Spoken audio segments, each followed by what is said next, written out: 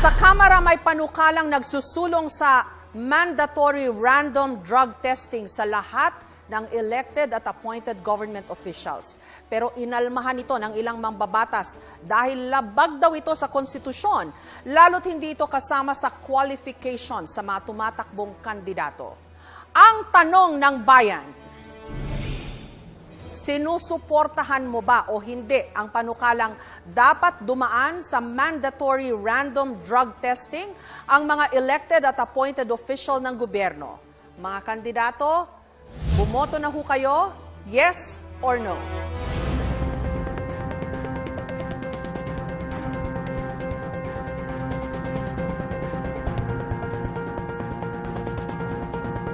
Dalawang abogado naman ang magtatapatan, sina Attorney Vic Rodriguez at Attorney Luke Espiritu.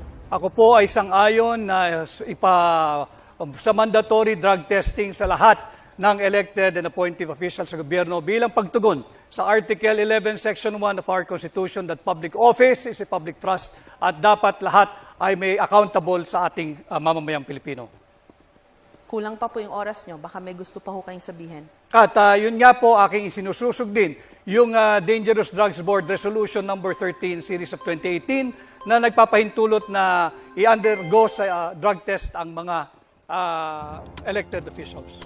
Okay, pakinggan po naman natin ang posisyon ni Attorney Luke Espiritu. Ang pagsugpo sa droga, hindi yan magic formula para sulbahin ang lahat ng kabulukan sa gobyerno. Diyan na naman tayo, ginagamit na naman natin ang droga bilang pinagkakasya natin ang problema ng buong bayan na yan ang magiging problema. Yan ay tukhang mentality ni Duterte. Kaya yan lumalabas dahil aminin na natin, nagbabanggaan si Marcos at si Duterte pinaparatangan niya si Marcos na bangag. Kaya meron tayong mga mandatory drug testing na ganyan. Sawang-sawa na ang taong bayan sa bangayan ng Marcos at Duterte. Pag-usapan nyo yung tunay na issue sa kahirapan, hindi yung mga droga-droga na yan.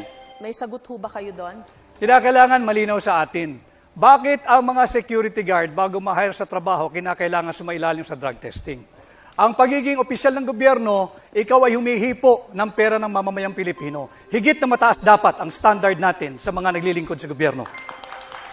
Attorney Espiritu? Bakit hindi tayo magkaroon ng competency test, integrity test, honesty test, at mahigit sa lahat, pro-masa test? Dahil yun ang mas importanteng mga issue sa ating bansa. Yan ba yung bangayan ni Marcos at ni Duterte? Yan ba may kinalaman yan sa sahod na hindi nakabubuhay ngayon? Yan ba may kinalaman sa kontraktualisasyon na nagpapahirap sa ating mga manggagawa? Yan ba may kinalaman sa kahirapan? Yan ba may kinalaman sa presyo ng mga bilihin? At yan ang mga nararamdaman ng taong bayan sa ngayon, hindi yung bangayang Marcos at Duterte. Ang usaping droga ay hindi bangayan ng dalawang nagbabangga ang pamilya sa politika. Ito ay tunay na nangyayari at nagaganap sa ating bansa. Kaya ako ay naninindigan na dapat sumailalim ang lahat ng opisyal ng pamahalaan at simulan natin sa tanggapan ng Pangulo. Nung kayo po ay nasa Malacanang, Attorney Rodriguez, mawalang galang na po, nagpa-drug test po si President BBM nung siya po ay na-put under question dito ho sa isyung ito. And there were people questioning the veracity ng kanyang drug test results. Ano I agree, tingin niyo Ma'am doon? Jessica, no? Subalit, kaunting pagtatama lamang. Yung drug test na ipinakita, that was during the campaign period, sometime November of 2021. Noon namin ipinakita yung negative drug test. Subalit nagpapatuloy yung issue ng paggamit ng droga ng mga matataas na opisyal ng ating pamahalaan. Para matapos na ang istoryang ito sapagkat ito'y interes ng lahat ng Pilipino. Sumailalim na sa isang open, fair, transparent, and credible hair follicle drug test ang lahat. Yung bang drug test po ni President BBM noon, hindi po hair follicle test yon? Hindi ito hair follicle test. Okay, now you want him to undergo that test. Para matapos na yung usapin kung sino ba talaga ang gumagamit ng droga.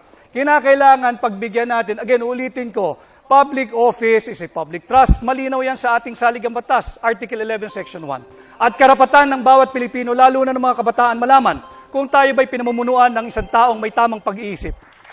Gusto niyo po mag-react doon, Attorney Espiritu? Si Attorney Vic ang proof kung bakit ang droga ay may kinalaman sa bangayan Marcos at Duterte. Nung panahon na siya ay pro-Marcos, Siya ay drug test ang kanyang pinapanlandakan na negative si Marcos. Ngayon na siya ay pro-Duterte, gusto niya ngayon i-testing si Marcos ng hair follicle test. At gusto niya ngayon nag-drug testing. Maraming salamat po kay Attorney Rodriguez and kay Attorney Espiritu.